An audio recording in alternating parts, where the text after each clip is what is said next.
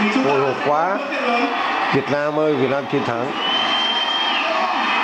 Căng thẳng lắm. Suốt ngày giờ này. Hãy tiếp tục là niềm tin ở Đặng Văn Lâm. Tiếp tục là những động tác gây ức chế đối thủ. Ôi giời ơi, thằng đứa trẻ quá, nhưng người đó. Mẹ Minh Vương đá chán quá. Tỷ số bây giờ là 3-2.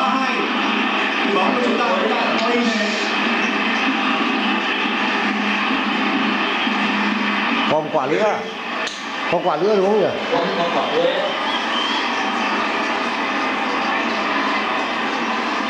Thế nó 2 quả chưa rồi đúng không? Bùi Tiến Dũng sẽ thực hiện quả đá tiếp theo từ đội tuyển quốc gia Việt Nam.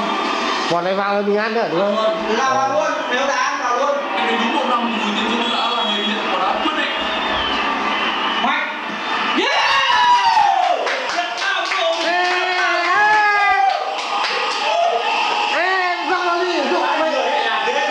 Cho nên mày nói luôn đi, không đủ đấy.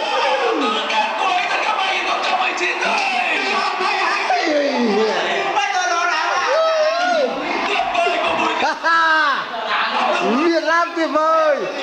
Không được đá không luôn rồi đá gì nữa. Hay quá trời ơi.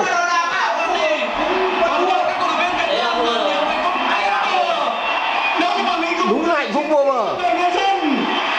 Một người lính đá bóng và nó cũng là hình ảnh của Nhật Bản. Gấp bút ở Việt Nam là cho chết luôn. Trời ơi ra đâu. Mày không thủ. Đá để nó bắt được. Nó biết cái kết quả tiếp theo. Đây là Việt Nam của chúng tôi, những người xứng đáng có mặt ở tứ kết. Sân cỏ nơi đàn ông. Hay quá rồi ơi. Và đó là những giọt nước mắt của cả niềm vui, là sự thất vọng.